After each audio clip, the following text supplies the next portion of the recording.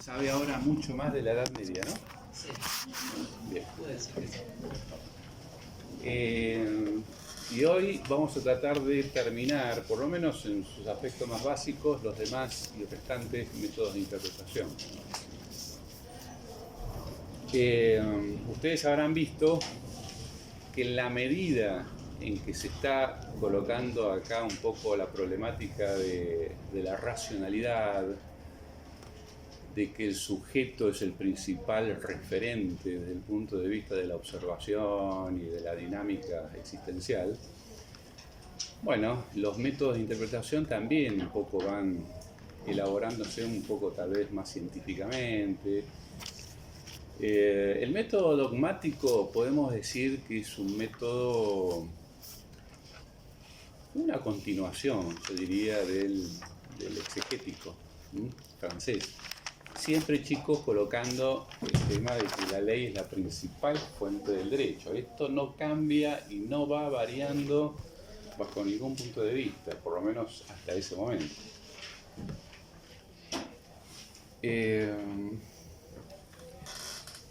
Lo que sí es cierto que el método dogmático,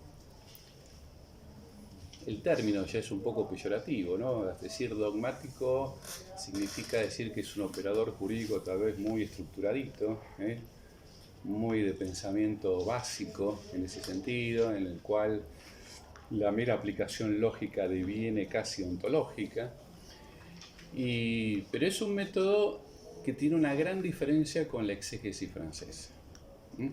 Si en la exégesis francesa nosotros hablamos de la intención del legislador, que era el presupuesto absolutamente básico de esta escuela de interpretación, en el método dogmático estamos hablando fundamentalmente de Savigny. Savigny, a pesar de que tiene una pronunciación aparentemente francesa, es alemán. Pero la diferencia radica en que del método dogmático no interesa la voluntad o la intencionalidad del legislador. Con lo cual se lo toma como un producto lógico, ya terminado, y lo único que hay que hacer fundamentalmente es lograr una aplicación lógica de ese elemento normativo, ¿no? Pero sin interesar cuáles fueron las motivaciones o las intenciones del legislador. Se lo toma como un producto ya terminado y con eso tengo que trabajar. No me interesa cuáles han sido los fundamentos o las motivaciones o las intenciones del supuesto legislador, sino que con este producto yo tengo que trabajar. Y obviamente que es un producto lógico, porque toda norma jurídica tiene este principio de logicidad. Con lo cual ahí tenemos un tema, una diferencia fundamental con el método exegético. Veamos también que en el método dogmático, y creo que en el capítulo 21 de Astalión, que es de imprescindible lectura en este sentido, ahí habla que es una combinación de elementos lógicos, históricos, gramaticales. Ahí aparece también el método gramatical, por supuesto. Entonces ustedes van viendo que a través de la historia se va desarrollando nuevos puntos de vista desde el punto de vista hermenéutico. Y bueno, ese es el gran desarrollo de la problemática de la interpretación.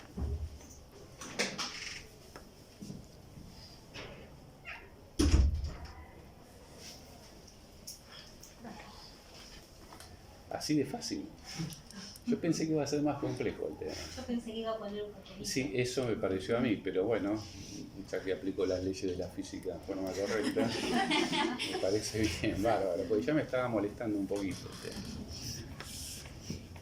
Muchas gracias. Y también, chicos, chicas, les quería decir que hay dos apellidos que tienen que tener muy en cuenta. Uno es el amigo Savigny, alemán, y el otro es Thibaut, Thibaut, T-H-I-B-A-U-T. ¿Por qué les digo esto? Porque fue este debate entre Savigny y Thibaut tuvo una gran trascendencia desde lo jurídico, filosófico y cultural. ¿Por qué? Porque Thibaut estaba de acuerdo con el movimiento de la codificación. Él sostenía que obviamente había que hacer códigos de acuerdo a la escuela de la exégesis francesa, ¿no? Y Savigny estaba en contra de la codificación, porque él sostenía que la codificación implica una reificación del contenido jurídico, una cosificación del contenido, y que por lo tanto el derecho no podía seguir avanzando si lo cosificamos en un código. Esta fue la gran discusión y el gran debate del siglo XIX en esa época, ¿no es cierto? ¿Más codificación o menos codificación? O nada de codificación. ¿Por qué? Porque Savigny sostenía que el derecho está en la gente, en el pueblo. Y por lo tanto, si se codificaba desde un punto de vista normativo, bueno, las fuerzas de ese pueblo en particular perdían fuerza, perdían dinámica. Entonces se cosificaba el mundo del derecho. Esto es muy interesante porque obviamente fue la gran discusión. Obviamente ganó la escuela codificadora, sin ningún tipo de duda. En Europa ganó la codificación. Tal es así que, fíjense ustedes, si en 1804 se dictó el Código Civil Napoleónico, recién en Alemania el Código Civil alemán es del año 1900, es decir, casi 100 años después. Entonces fíjense la tarea que tuvo Savigny ahí criticando este modelo de interpretativo y en contra de la codificación. Pero finalmente en Alemania también tuvieron códigos, ¿no? Por supuesto.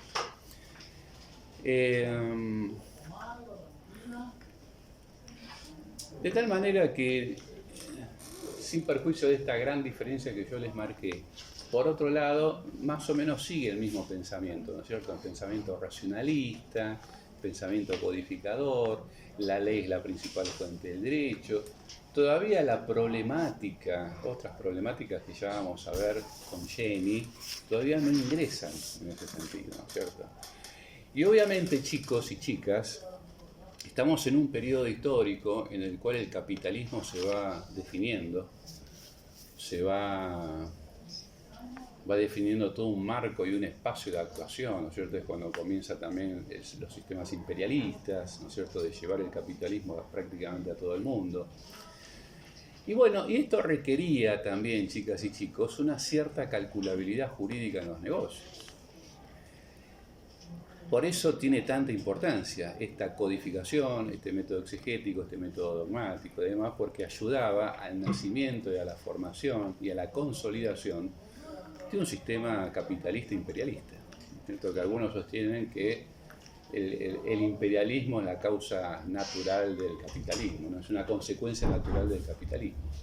De tal manera que esta idea de que hay que considerar códigos absolutamente perfectos, y obviamente lleva a esta idea de que el capitalismo necesitaba, para producir y para estar en prácticamente todos los países del mundo, bueno, una cierta, lo que hoy denominaríamos una cierta seguridad jurídica.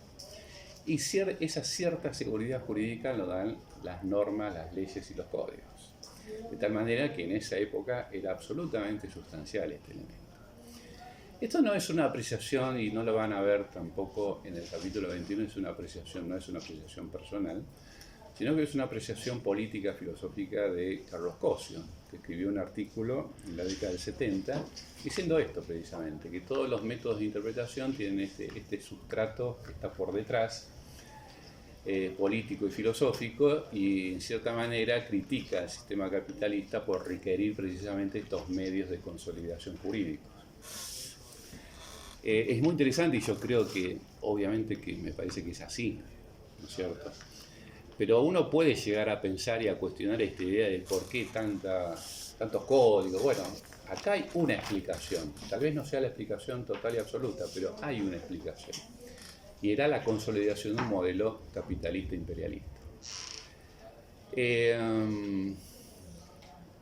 Recordemos también que no voy a hablar mucho, ¿no es cierto?, de Kant, pero Kant recordemos un poquito, y tomando un poco el esquema de Jorge del otro día, de la Edad Media que nosotros hemos visto, se ponía en cuestionamiento todo el conocimiento el conocimiento que nosotros tenemos de la realidad, ¿no es cierto? Y bueno, las ciencias también cambiaban y obviamente las ideas también tenían que cambiar. Se produce el nacimiento también de la propia subjetividad, el sujeto de carne y hueso, la subjetividad. ¿Con quién nace el problema de la subjetividad? Bueno, nace con un filósofo tal vez muy conocido por todos ustedes, que es ¿quién? ¿Quién creó el concepto de lo que hoy consideramos la filosofía moderna? Que es el amigo Descartes. Descartes. Descartes, ¿qué decía? Tiene una famosa frase, famoso apotegma, una famosa brocarda, si se quiere. Pienso, luego existo. Pienso, luego soy. El cogito ergo sum. El cogito es el pensamiento. Y el nacimiento de la subjetividad, bueno, produce estas circunstancias, ¿no es cierto? Yo soy un sujeto que piensa, soy un sujeto que actúa, soy un sujeto que racionaliza la realidad. Y por lo tanto soy el sujeto principal del mundo.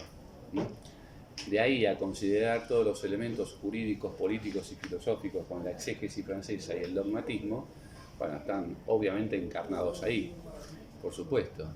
Y el pensamiento cartesiano es que puedo dudar mucho de la realidad, pero no puedo dudar en absoluto de que tengo mi propia subjetividad. Eso no lo pongo en duda porque soy un sujeto absolutamente pensante. Y si soy pensante, existo en la realidad. Entonces, cogito, ergo sum, pienso, luego soy alguien, luego existo. Bueno, todo esto es un complemento filosófico de todos estos métodos que nosotros vamos viendo. Es decir, hay cambios absolutamente notables dentro de la cotidianeidad, de la realidad jurídica, filosófica, cultural y demás.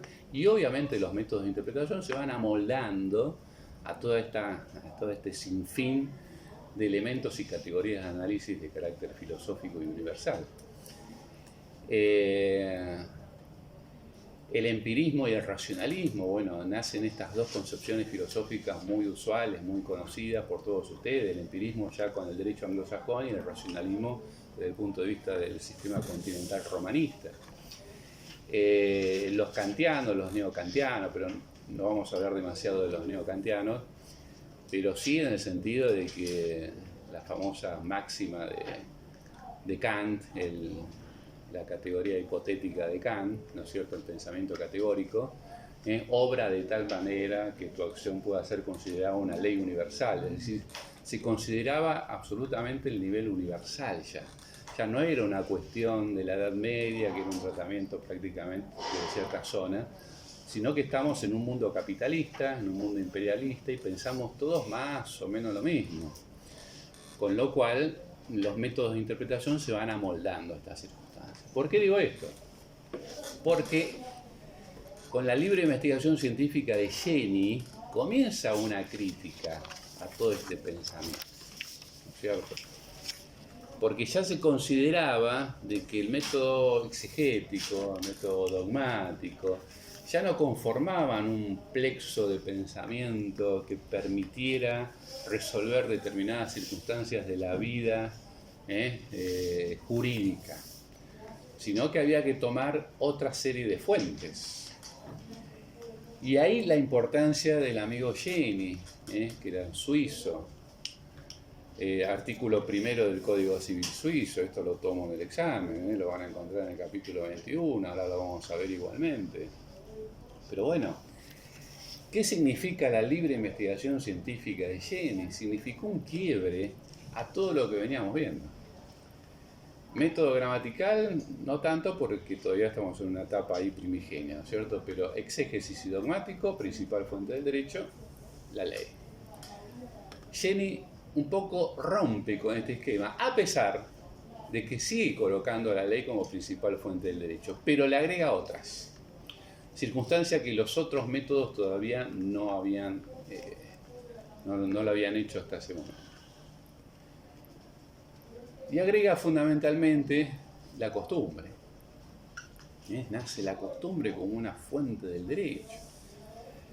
La doctrina, la jurisprudencia, es decir, toma elementos del mundo de lo jurídico y lo va agregando a su propia teoría. E incluso la jurisprudencia antigua, que él lo denomina la tradición. Estas serían las fuentes denominadas formales. Entonces ustedes ven que hay un avance desde el punto de vista del operador jurídico que ahora sí tiene que tomar en cuenta determinadas categorías que antes no estaban. Costumbre, jurisprudencia, doctrina antigua, jurisprudencia antigua, tradición. Y si esto no es suficiente, hacer una investigación de la naturaleza de las cosas, saber cómo puedo resolver determinadas situaciones en particular. Libre investigación científica. Y ahí aporta un elemento de la naturaleza de las cosas. Que la naturaleza de las cosas significa un mundo metafísico. Por eso Cosio, hábilmente, ahí en el cuadro de concepciones interpretativas, en la libre investigación científica de Jenny lo coloca con el nombre de metafísica, lógica metafísica. Bueno, esto es realmente así. El tema, de ciertas categorías, ¿no es cierto?, que pueden ser considerados principios generales del derecho, pero él lo utilizaba mucho para resolver determinadas situaciones. Y un tema fundamental, chicos y chicas, el artículo primero del Código Civil Suizo, todavía vigente, implica también el avance desde este punto de vista, ¿no es cierto? Ahora me estoy acordando, no sé si ustedes vieron en el WordPress, hay un cuadro. ¿Lo vieron? ¿Se los dije yo o...? ¿Es un cuadro rojo? ¿Vos? Un cuadro de las concepciones... Ahí está. Bueno, eso es fundamental, ¿eh? Fundamental, lo hizo una ayudante mía. Sí. Chicos, fíjense en el WordPress, les pido por favor, estamos en la 4ª clase. Si a este nivel no aprueban, ¿eh? Tienen que entrar permanentemente. Ahí está el cuadro de concepciones, hay un cuestionario. Chicos, muévanse. No puede ser que en la 4ª clase yo le diga ¿dónde estoy? No, ¿cómo dónde estoy? Si pierden el hilo, pierden, ¿eh? Cuadro de concepciones interpretativas. Yo me olvidé, pero evidentemente alguien lo habrá visto, lo habrá impreso y lo habrá estudiado. Y ahí está, en forma muy precisa, la síntesis de las concepciones interpretativas de Cosio. ¿Estamos de acuerdo o no estamos de acuerdo? ¿Sí? Les estoy ayudando. Y me acuerdo que esto se lo pedí a Dana, que es mi ayudante, hace un montón de años. Hizo un cuadro absolutamente brillante de todas las categorías, los análisis y la síntesis de cada cuadro, de cada método en particular, etcétera, etcétera, etcétera. Lo que estoy diciendo yo es más o menos lo que está en el cuadro, sumado al libro de Cosio y sumado al capítulo 21. ¿En qué estaba? Estamos hablando de las fuentes materiales. Ya habíamos pasado. No, estábamos hablando del artículo primero del Código Sí, Civil que todavía sigue. Suizo. Perdón. Sí. Chico, Perdón. ¿qué le Me fui. No, me puse a mirar esto. El cuadro. Es viernes, ya sé, bueno. Hay que divertirse un poco, si no. Le voy a comentar después, más adelante, ¿no? Algunos casos que tengo en tratamiento en el tribunal, que van a servir para ver un poco el método ecológico de interpretación. Está muy bueno. Estoy armando una sentencia con cuestiones de género, vulnerabilidad de género, en fin, toda una cosa que yo personalmente no estaba todavía muy acostumbrado a escribir sobre eso, pero lo tengo que hacer. Y estoy utilizando el pensamiento cosiano, por supuesto. Así que eso lo vamos a ver más adelante. El artículo primero del Código Civil Suizo, cuando hay algún tipo, creo que está en el capítulo 21 expresamente citado, cuando el juez tiene alguna duda en la aplicación del caso sometido a su jurisdicción, tiene que pensar como si fuera un legislador. Este es un poco el concepto del artículo primero del Código Civil Suizo, y esto es absolutamente vigente, cómo se une un poco el operador jurídico con el legislador, ¿no? ¿Se acuerdan ustedes cuando hablamos de la exégesis francesa, hablamos del órgano productor, el órgano reproductor? Bueno, más o menos la libre investigación científica de Jenny implicó un avance desde el punto de vista de considerar estos elementos y aparte elementos de carácter sociológico, porque el primer método de interpretación que habla de la costumbre, obviamente que hay algunos elementos y categorías sociológicas. Bueno, fue el primero que comenzó a hablar un poquito de este tema. Y además, tema muy importante, chicas y chicos, fue el primero que rompió con el esquema de la sistematicidad del orden jurídico, hablando por primera vez en la historia de la interpretación jurídica de las lagunas del derecho. Cosa que hasta antes de él nadie hablaba de contraponer la sistematicidad de ese orden jurídico. Con lo cual fue el primero que comenzó a hablar de las lagunas del derecho, circunstancia que hoy, hasta hoy, el día de hoy, se sigue hablando, lagunas axiológicas, lagunas jurídicas, lagunas normativas, etcétera, etcétera, etcétera, ¿no? Bueno, fue el primero, un tipo absolutamente brillante, ¿no? El amigo Jenny, y que implicó un avance desde el punto de vista de la interpretación, porque ahora el operador jurídico tenía elementos como para internarse en otros espacios, como para resolver el caso sometido a su jurisdicción. Bien. Estos son los métodos que Cosio denomina intelectualistas. Estamos en el intelectualismo jurídico. Pero después viene el voluntarismo, los métodos voluntaristas.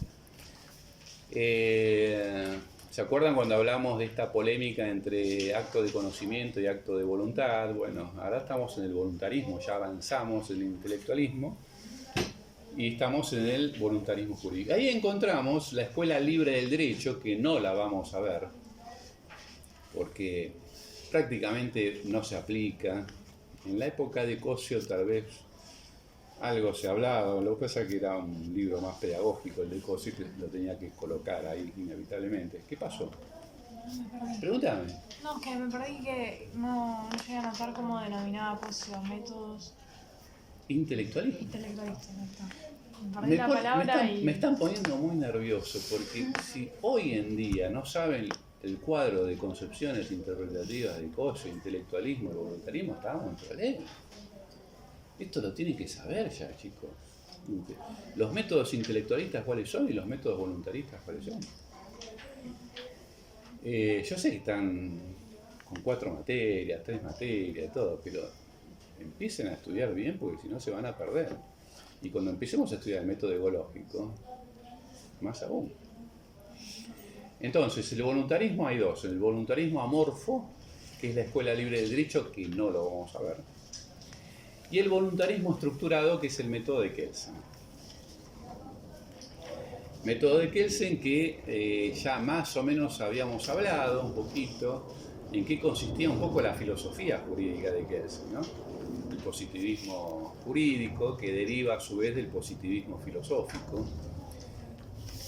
¿Quién era el autor que escribió sobre el positivismo filosófico? Augusto Comte, muy bien. ¿Quién dijo Comte? Muy bien.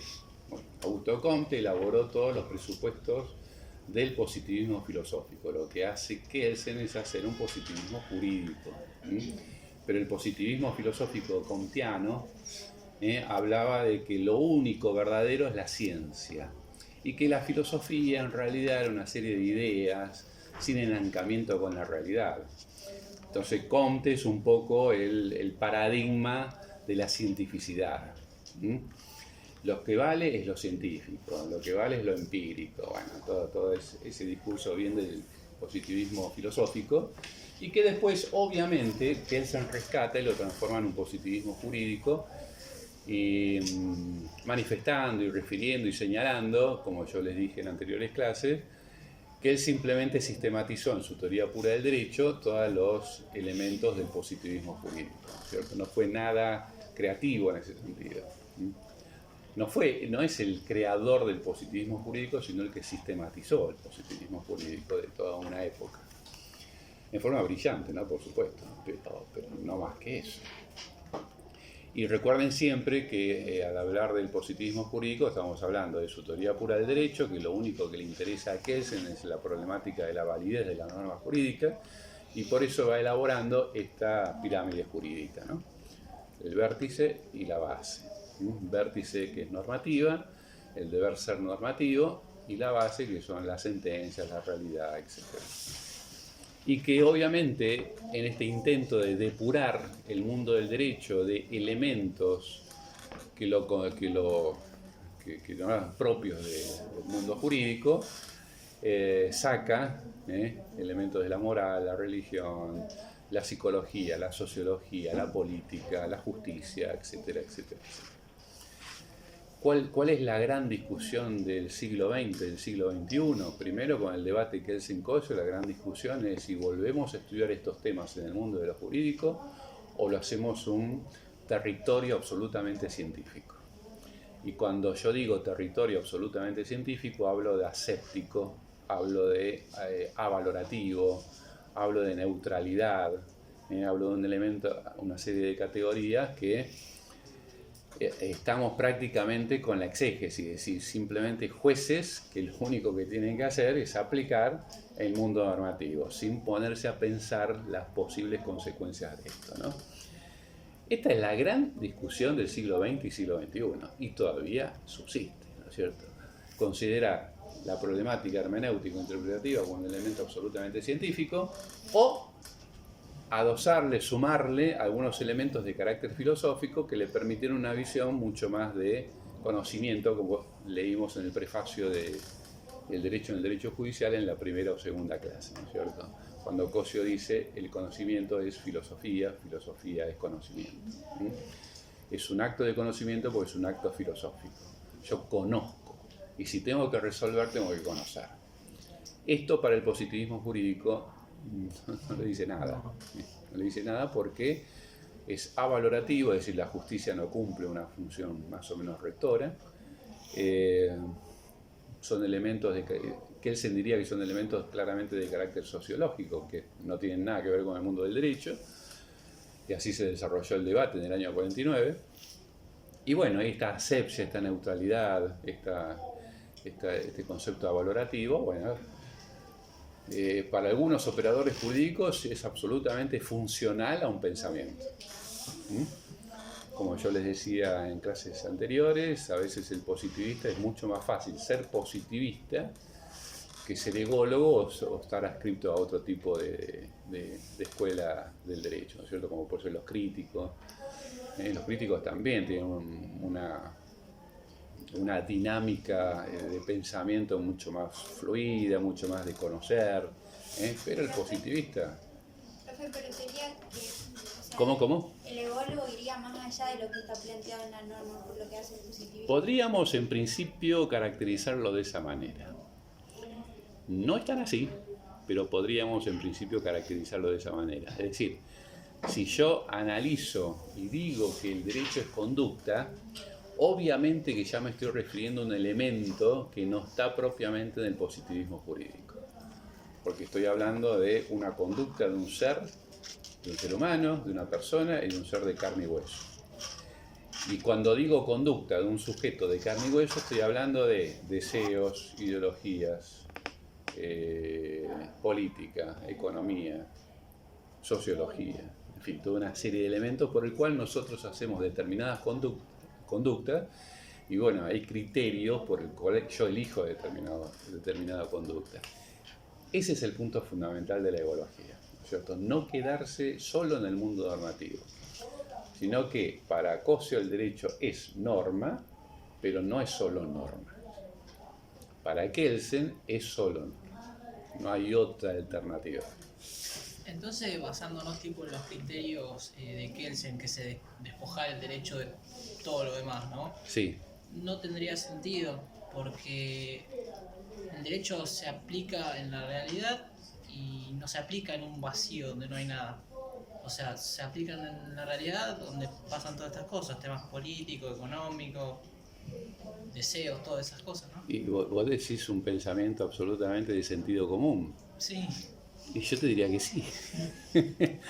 Lo que pasa es que vos charlas con un analítico o un positivista jurídico. Analítico es lo que predomina acá en esta facultad, ¿no es cierto? Lógica pura. Y la lógica pura me da un aspecto sustancial desde el punto de vista del pensamiento. Pero no solo eso. Yo, como les dije antes, chicos, la persona es algo más que un centro imputativo de normas. Bueno, esta es la principal diferencia.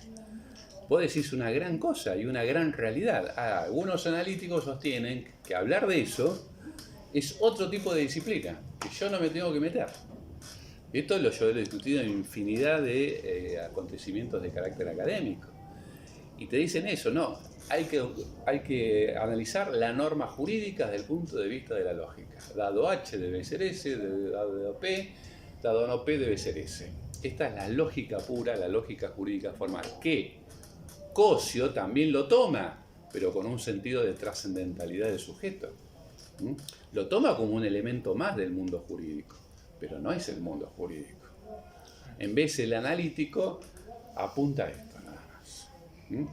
Como dije antes, chicos y chicas, el científico reduce, el filósofo amplía.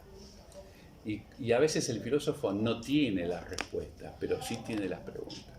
En vez el científico jurídico, lo único que hace es el análisis de ciertas categorías de análisis desde el punto de vista de la lógica. Nada más, no le pida más. Algunas cuestiones de carácter político, sí, bueno, el siglo XX y siglo XXI hubo un gran avance en ese sentido, que muchos positivistas tal vez avanzan. Pero desde el punto de vista teórico, los analíticos siguen enseñando que el derecho es lógica pura. Vamos a leer algunos fallos judiciales que critican precisamente este concepto de lógica pura. Una de las que la critica es fundamentalmente, y cuando nosotros lo vamos a leer, es Hayton de Velasco, que era ególoga, y dice concretamente, el derecho no es lógica, es experiencia, es vida, es existencia, es sujeto, es persona. Entonces, ustedes sin saber todavía algunos aspectos básicos de la ecología ya se dan cuenta en qué consiste lo que están estudiando. Y deben replantearse entonces qué es lo que enseña la Facultad de Derecho. Si enseña pura y exclusivamente lo que es la norma jurídica, o ingresamos a otros elementos que nos permiten un avance de la comprensión de cierta realidad. Porque política y derecho, ya esto no se discute. Que obviamente el Poder Judicial es un poder del Estado de carácter político, esto no se discute. Los constitucionalistas en general lo aceptan, los analíticos no. Dicen, no, es simplemente el operador cumple con un aspecto fundamental del siendo poder del Estado y aplica una norma jurídica, punto. Entonces, ahí está la gran discusión. El siglo XX y siglo XXI sigue siendo exactamente la misma. O le damos contenido, chicos, o lo reducimos tanto al mundo científico del derecho que no nos sirve después para nada. Porque cuando venga el cliente a su estudio, o ustedes sean operadores jurídicos del otro lado del mostrador, ¿quién viene al estudio o a tribunales? Una persona de carne y hueso, no viene un sujeto lógico. No, le viene a plantear cosas concretas. Doctor, mire, me afanaron, me estafaron, me hicieron esto, mi señora me es infiel. Infinidad es decir, cosas de qué? De la vida, que nos sucede a nosotros a cada momento. Entonces, uno que tiene que hacer ahí, escucharlo. Después vendrá el elemento normativo de más o menos cómo lo planteamos. Pero primero, ¿qué hacemos? Escuchar el problema del otro. Si no, no entendemos la profesión de abogado. Entonces, la currícula de la Facultad de Derecho pretende abogados que sean asépticos, acríticos, y bueno, y nosotros acá estamos con otro tipo de concepto en el cual el abogado sea un sujeto social. La abogacía como una profesión de carácter social, en ese sentido, para elaborar cuestiones sociales que son cotidianas. Y ustedes lo van a ver en la profesión. Entonces, ¿qué concepto de derecho manejamos? Bueno, obviamente que vamos a tener que ir a un código, porque nuestra conformación mental es así, pero obviamente hay que escucharlo. Y generalmente, a veces el abogado o abogada transita por ciertos carriles de carácter emocionales con su propio cliente. Se pone a llorar con el cliente. Eso ha pasado infinidad de veces. O yo mismo, cuando con una resolución que después les voy a dar, que hice yo, que prácticamente con un tipo terminamos abrazados, ¿viste? Como diciendo lo que es la justicia, lo que es el Poder Judicial, lo que puede el Poder Judicial. Si le quitamos la emocionalidad, chicos, a esto, nos volvemos robotitos como inteligencia artificial, ¿cierto? Entonces, hay que elaborar otro tipo de concepto, otro tipo de acercamiento. Yo no digo que la ecología transite por estos carriles de forma absolutamente precisa, pero sí que nos hace pensar. Y esto es lo que pretendo, nada más, que ustedes piensen que el derecho no es solo norma jurídica, y repitiendo orgánicamente siempre es un conjunto de normas jurídicas, y nos volcamos y somos como robotitos, ¿no es cierto? Estructuraditos, ¿eh? Y salimos a la profesión y no sabemos ni una mesa de entrada, no sabemos lo que es un cargo, no sabemos. Recién en el 5.º año, pero hasta el 4.º año, ustedes no saben lo que es una mesa de entrada, lo cual es una barbaridad, y como yo les decía el otro día, no saben lo que es una cárcel. Y eso es una barbaridad. Pero yo creo que es intencional. Yo creo que es intencional. Pero bueno, por suerte hay cátedras que permiten pensar otro tipo de situaciones. No, y que también... Vos sos Gabriela, ¿no? No, Florencia. Florencia. ¿Quién es Gabriela? ¿Vos? No, Luciana. Bueno, No, y que también quería decir otra cosa respecto Sí. a eso que estábamos hablando, de que también me parece que esto nos permite como también en la futura profesión, yo hablo por mí, como tener una realidad, una mirada más comprometida con la realidad y no hacerme la tonta con las cosas que realmente afectan a la sociedad. Yo participé en voluntariados y es re triste, por ejemplo, ver, no sé, yo sí fui a un, ¿cómo se llama esto? Una instancia donde están los presos menores, no me sale... sí. Bueno, y fuimos con el grupo de una iglesia y nada, y eso también como que cómo viven o cómo están, y hay gente que se preocupa por ellos, eso también, o sea, como que realmente preocuparse por el otro y no que sea indiferente solamente porque voy a facturar porque tengo el título y listo, sino también un compromiso esencial. Estoy de acuerdo contigo. También es válido lo otro, ¿no? Porque yo a veces hacía encuestas entre los alumnos, ¿por qué estudian Derecho? Y uno decía, bueno, yo quiero ganar plata. Yo digo, es relativo, ¿viste? Si vas a ganar plata con la profesión de abogado o abogada, ¿viste? Pero bueno, es una motivación. La acepto, es así. Pero yo estoy seguro que muchos de ustedes ingresan a la Facultad de Derecho con una concepción de ayudar al otro. Estoy convencidísimo de eso. Tal vez sean mínimos, o sean pocos, o sean muchos, no sé. Porque después dejé de hacer ese tipo de encuestas. Pero hay situaciones así, ¿cómo que no? Entonces, cuando uno tiene el título, tiene una herramienta para mejorar las cosas, en principio. Después cada uno tomará su propio camino, su propia dirección, su propia mirada, desde el punto de vista del existencialismo, y verá si el día de mañana tendrá plata, menos plata, o será menos social o más social, ¿no es cierto? Pero yo como docente tengo que enseñarle a ustedes que hay una concepción mucho más humana del mundo del derecho. Si no, fallo en mi carácter de docente. Después ustedes dirán si la ecología les sirvió o no les sirvió. Por suerte tengo infinidad de alumnos y alumnas que me siguen diciendo, mire doctor, me ayudó mucho esta mirada, porque hice aquello, hice lo otro, lo apliqué en una sentencia, lo pedí en un escrito, mencioné a amigo Cosio, aquello, lo otro, bueno, listo, ya está. No fue la gran mayoría, pero sí siempre percibo de que hay cierto interés en ver otro tipo de concepción del derecho. Ni mejor ni peor, esto siempre lo digo yo, pero que hay que conocer un pensamiento diferente al tradicional, al formalista y al racionalismo jurídico que se enseña en esta facultad, yo creo que es un elemento absolutamente que me valida a mí como docente. Yo como docente puedo hacer dos cosas: enseñar el deber ser normativo, que eso se da mucho en las codificadas. Código, deber ser normativo. Pero yo como docente, desde el punto de vista filosófico, también puedo decir, señores, deber ser normativo es esto, no hagan planteo de otro tipo, es esto. O enseño la realidad. Y la realidad es la que ustedes conocen. Ayer murió un chiquito frente a la casa de gobierno. Sí, fue muy fuerte. Y yo a veces me pregunto, ¿cómo naturalizamos esto? Lo naturalizamos como si fuera una noticia más que apareció en el diario. ¿No es cierto? Y bueno, este tipo de cosas es lo que intento romper, ¿no es cierto? Hagamos un derecho mucho más humano, ¿viste? Pensando siempre en el otro. Lo que pasa es que después, como murió en la Casa de Gobierno, a metros de la Casa de Gobierno, la oposición lo critica al oficialismo. Y el oficialismo critica porque es de la reta. Entonces, pero murió un chico. Entonces, convengamos que hay que repensar y no naturalizar cierto discurso, ¿no es cierto? Porque a veces naturalizamos el discurso y pensamos que siempre va a ser así.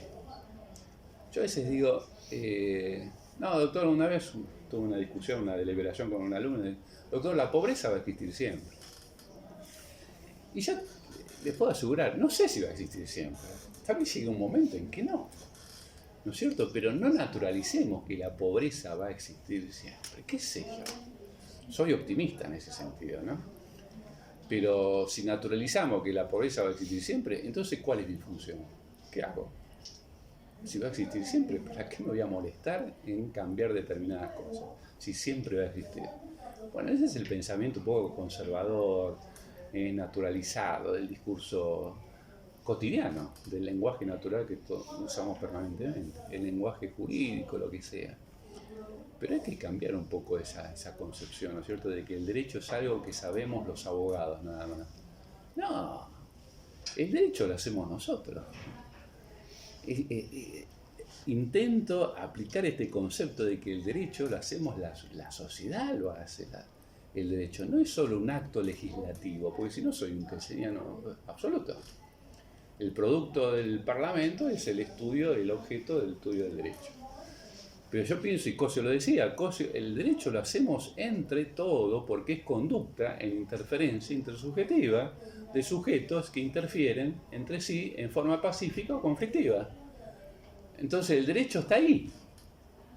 No es algo que saben los abogados nada más. Porque si yo digo eso, le pongo el mote de cientificismo. Y yo estoy en contra de que el derecho sea absolutamente científico.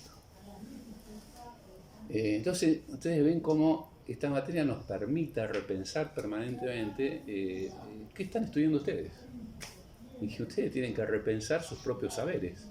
Lo que más o menos tenían consolidado desde el punto de vista del pensamiento, bueno, me hace pensar esto, que tal vez no sea tan así como yo pensaba. Bueno, eso es filosofía. Ese es el material filosófico. Entonces, chicas y chicos, el amigo Kelsen, gran jurista y gran científico, pero nos aportó este elemento tan poco creativo, ¿no es cierto?, y tan acrítico de la realidad, que a veces nos hace repensar permanentemente esto. Pero debo reconocer que Kelsen, como gran jurista que era y gran científico que era, hizo algunos aportes muy interesantes, a pesar de que si uno lee la teoría pura del derecho, en el tema interpretativo le da nula atención. Muy poco habla de la interpretación. Pero sí es cierto que habla de dos cosas. Esto está en el capítulo 21 de Aftalión. Una indeterminación normativa de carácter intencional y una indeterminación normativa de carácter no intencional. ¿Está bien? La indeterminación normativa de carácter intencional es cuando el legislador le da ciertos elementos para que el operador jurídico resuelva en determinada dirección. Ahí Aftalión da el ejemplo de las penas en los delitos, ¿no es cierto? El delito de homicidio tiene una pena de 8 a 25 años. 8 a 25 años, perfecto. Ese es el espacio que tiene el operador jurídico para resolver determinadas cosas, ¿no es cierto? Las posibilidades que tiene. Kelsen decía, es un marco de posibilidades. A pesar de que utiliza un término existencialista, pero claramente no lo es. Es un marco de posibilidades. Eso es intencional por parte del legislador. Pero hay, y esto es yo creo que el gran aporte de Kelsen, hay una indeterminación normativa de carácter no intencional, que es la utilización como decíamos recién, la utilización del lenguaje natural. ¿Qué es un lenguaje natural? Es el lenguaje que estoy utilizando en este momento porque puede ser comprendido por todos ustedes. Nosotros estamos toda la vida hablando de un lenguaje natural para que nos comprendan. ¿Mm? Pero el lenguaje natural adolece de dos problemas. ¿Cuáles son? Vaguedad, ambigüedad. La vaguedad y la ambigüedad. ¿Qué diferencia hay entre ellos? Por ejemplo, a veces no define ¿Cuál? Espera, que me organizo. Ambigüedad, a ver. Ambigüedad, justamente con una misma palabra puede significar distintas. Exactamente, Banco. tiene diversos significados. Ejemplo. Banco. ¿Eh? Banco. Banco. ¿Mm? De libro. Ambigüedad es cuando una palabrita tiene diversos significados. ¿Y la vaguedad? Bueno, ahí viene la zona de penumbra, la zona oscura, o sea que uno no puede... A ver. Espera que me acuerdo. Abro el juego. No se A ver. puede Hablar determinar. sobre Sí. ¿Cómo? Como que es una palabra que no determina algo en concreto, como que da lugar Es a que- imprecisa. Claro. Por ejemplo, esto lo vemos todos los días en los diarios, en los noticieros, ¿no? Joven delincuente ingresó a robar un local. ¿Qué es joven delincuente? La palabra joven, ¿qué es? 15 años, 25, 30, 35. Yo tengo mucho más edad que ustedes y me considero joven. Pero soy joven, qué sé yo, no sé, es impreciso, ¿no es cierto? ¿Tu nombre? ¿Yo? No, vos. Sí. Edward. ¿Eh? Edward. Eduardo. Eduardo. Edward. Yo soy Eduardo. No, Pero Edward. Existe Edward. Pero ¿Pero de dónde sos vos? de Colombia. Yo ya lo sabía eso. ¿Te presentaste? ¿Es la primera clase, vos? No. ¿Sos colombiano? Pero yo nunca te interrogué. Bueno, es un momento especial para interrogarte entonces. ¿Qué pasa al frente? ¿Qué haces acá? Un montón de cosas. No, bueno. La vaguedad de la pregunta. Claro. la vaguedad ahí está. La vaguedad de la pregunta. ¿Qué haces acá? ¿Estás de intercambio? ¿Estás viviendo? A ver, dame, decime algo. Vivo, estudio, trabajo. No tengo gastos. ¿Pero qué haces acá? ¿Estás radicado? ¿Viniste de placer? Eso es lo que te estoy preguntando. Un montón de cosas para estudiar. Sí, Medio cambié raro de todo, a ver. porque soy residente permanente. ¿Cuánto hace que estás acá? 5 años. ¿Eh? 5 años. Ah, bueno, ya estás. Ah, ya se quedó. Yo pensé que estábamos hablando de meses. ¿No? Entonces estás radicado acá. ¿Ya estás trabajando acá? Sí. ¿Qué haces? Justo el lunes entró a otra empresa que cambié recién de trabajo No y entendí nada, ¿verdad? ¿Cómo? que justo recién cambié de Me gusta empresa. saber quiénes son ustedes. ¿verdad? Justo recién cambié de empresa. Bueno, Voy a pero ¿qué entrar a hacías? una- No me la complique demasiado. ¿Qué haces? ¿Y de qué trabajas? Estaba trabajando en un call center. En cosa. Sí. ¿Y ahora? Y ahora voy a trabajar con una empresa de recursos humanos. En una empresa. Sí. Multinacional, Sí. nacional, multinacional. Como el amigo brasileño. ¿No?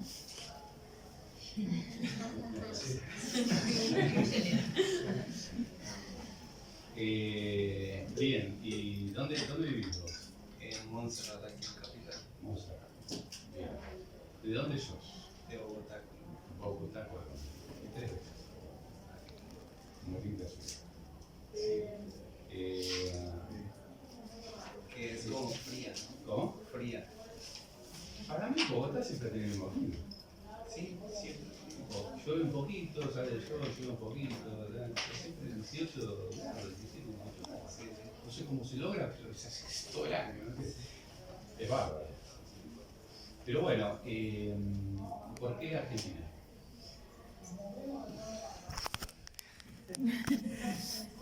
Por mes. Bueno, Argentina. La vaguedad. Entonces yo decía Edward, sí, la voz. Sí, Edward, ¿es pelado? Porque algo del pelo tiene. Entonces, ¿cuándo se esperado? Una imprecisión terminológica. Cuando tenés 4 pelos, 10 pelos, 15, 20, 15. Edward aparenta ser pelado, pero algo es. Bien.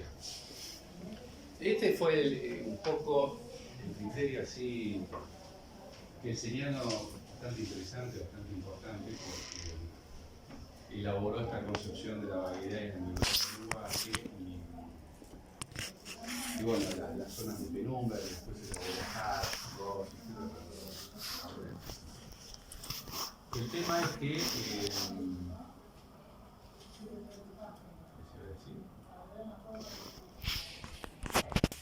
positivismo kelseniano, si uno en el examen me dice que es un acercamiento al exégesis francés, no es tan así, pero algo tiene, porque la ley es la ley, la aplicación. Lo interesante de esto es que desde el punto de vista de la variedad y la ambigüedad del lenguaje, lo que quiso decir Kelsen, a eso digo, es que uno puede hablar de una norma jurídica lo más científica y técnica posible, pero nunca se logra en su totalidad por estos problemas del lenguaje natural. La ambigüedad y la vaguedad van a existir siempre. Bien. Bueno, chicas, chicos,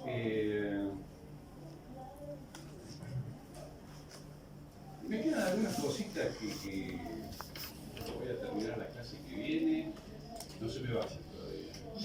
Uno habla así y de pronto ya todo de 5 minutitos antes de que se vaya. Estudien bien el cuadro.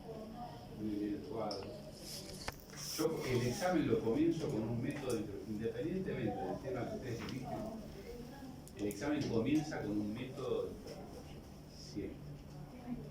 Así que es un poco el fundamento de la materia. Ya para la clase que viene, independientemente de terminar algunas cuestiones que me quedaron un poco entero, ya comenzaríamos un poco con el tema de la ideología. Hay dos cosas. Yo sabía. Últimamente me pasa un poco la memoria, pero.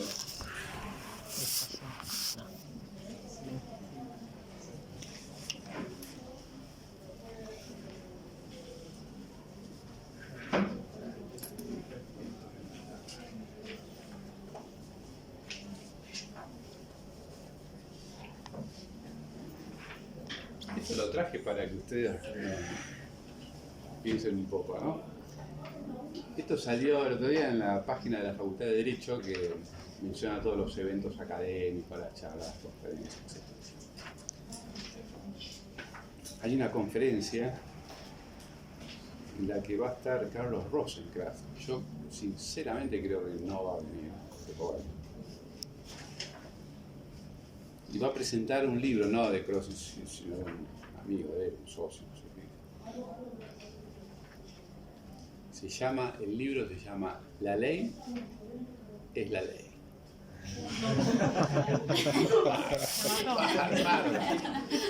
Yo ya con este título, obviamente, digo, estamos en presencia de un racionalista total y efectivamente después lo googleé.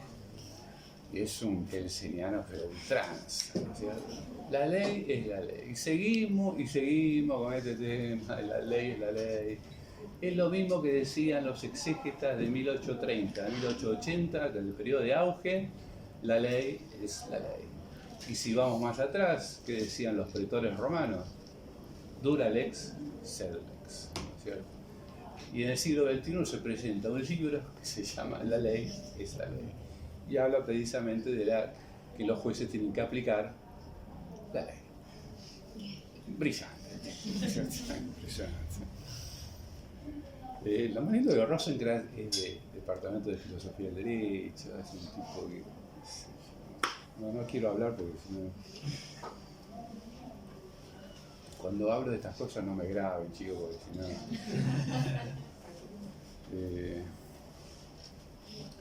Bueno, y quería terminar con el famoso fallo que el otro día comencé y nunca lo terminé.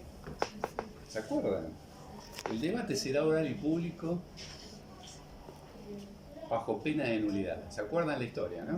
Un abogado había pedido la nulidad del juicio porque no se había hecho bajo los términos del artículo 363, y acá teníamos un ejemplo claro, concreto, del primer caso de la exégesis francesa, de cuando la ley es precisa y clara, hay que aplicar. No hay otra vertiente. Y yo criticaba algunos aspectos y decía, dicho digesto legal, critiqué la palabra digesto. Alguien me lo pidió esto, ¿no? Sí, yo Vos. que- Pero bueno, voy a ver si lo escaneo. Dicho digesto legal, que yo critiqué la utilización de este término, porque digesto es otra cosa, vino a superar en esa manera los procesos escritos por la oralidad en la sustanciación de los juicios. Ahora bien, dicen los jueces, no los jueces de casación, de tal normativa no se desprende que se establezca como presupuesto del acto la presencia de todas las partes en el mismo sitio. Es decir, que no establece como requisito de validez del debate a la presencialidad, y además cabe destacar que la palabra oral significa que se manifiesta mediante la palabra hablada. Sí, obviamente. En consecuencia, en virtud de lo expuesto, la manera excepcional adoptada en el caso por el cuerpo colegiado para llevar adelante y sin dilaciones los actos indispensables para arribar a un pronunciamiento que defina la situación procesal de los encausados no se encuentran reñidos con las normas establecidas. La defensa parece desconocer, y esta es la parte más interesante, las circunstancias excepcionales atravesadas a partir del aislamiento social preventivo y obligatorio, famoso ASPO, dispuesto por el Poder Ejecutivo y prorrogado sucesivamente, que nos han obligado a adoptar herramientas alternativas siempre con respeto al debido proceso, incluyendo la oralidad del juicio penal, como ocurrió en el caso de Autos, y en el que no se observa la afectación de las garantías invocadas. Es simplemente un caso para que ustedes vean que a veces la literalidad de las palabras y el método gramatical no se aplica precisamente por cuestiones absolutamente excepcionales, como fue la pandemia y el famoso. De tal manera que, obviamente, a todos los abogados que pidieron la nulidad de las audiencias por la aplicación del 363, lo cortaron completamente. Más allá de eso, Bien, en ¿cómo? el caso hubo algunos juzgados que empezaron a transmitir por YouTube, que ahí puede acceder cualquier persona. Que quizás la sala de Zoom era como más privada. Sí. Pero después se hicieron públicos. Nosotros hacíamos debate de forma híbrida. El año pasado ya empezamos a ir a las audiencias orales tradicionales, pero con la pantalla con todas las partes. Es decir, el abogado que manifestaba expresamente que no quería ir y lo iba a seguir desde el punto de vista virtual, estaba habilitado para eso. Así que teníamos la pantalla y teníamos las partes presentes. Y eso yo creo que ya vino para quedarse. Ya eso no se modifica más, ya está para quedarse. Si hay alguna consecuencia positiva de todo lo que hemos pasado en estos últimos 2 años, fue un poco esto, ¿no es cierto? La virtualidad. De hecho, miren, en mi tribunal yo voy 3 días presencial, 2 virtual, y así hacemos con todas las vocalías. Y ya en su momento, antes de la pandemia, éramos prácticamente 22 personas en un tribunal, y hoy somos 5, 6, 7. Y de hecho, les digo sinceramente, abogados que se presenten, hoy estuve en Comodoro Pi, de hecho vengo de allá, por eso vine disfrazado, ¿no? Vinieron 3 abogados, cosa que antes era uno atrás de otro, ¿no es cierto? 3 abogados. Si ya vino para quedarse esta modalidad, lo cual me parece sumamente positivo en ese sentido. Pero bueno, esto fue uno de los primeros fallos criticando a esta literalidad normativa. Pero en la clase que viene vamos a terminar con alguna cosita que tal vez me haya quedado. Léanlo bien todo. Estos son los 5 métodos de interpretación que nosotros vamos a estudiar. Hay que agregarle el método ecológico. Pero para la clase que viene ya comiencen el viernes no tenemos clase, claro. fecha, de ahí tenemos una semana más. Vayan leyendo, yo creo que les dije ya, el capítulo 1 de mi libro de Fenomenología Existencial, y en el capítulo 2 hay todo un tramo que yo le dedico un poco a lo que es la fenomenología y el existencialismo filosófico. Yo ya les dije que vamos a ver, va a ser breve, yo para el tema ecológico, bastante básico, pero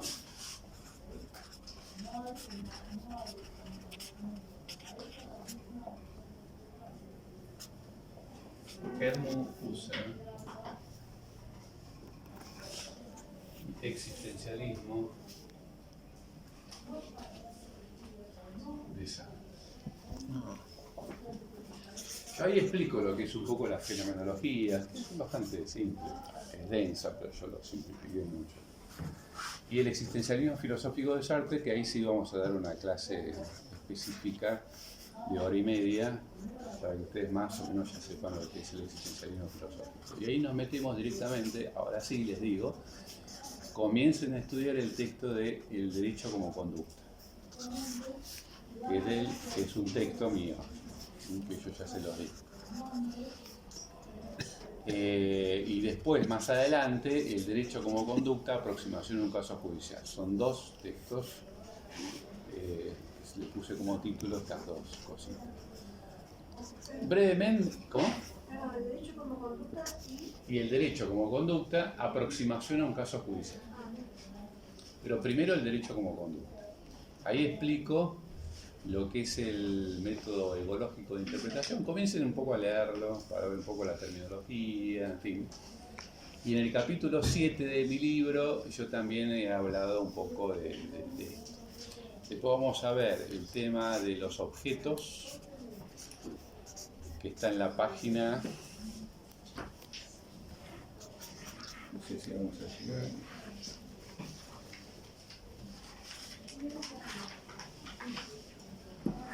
No lo tengo. Y después vamos a ver los valores jurídicos.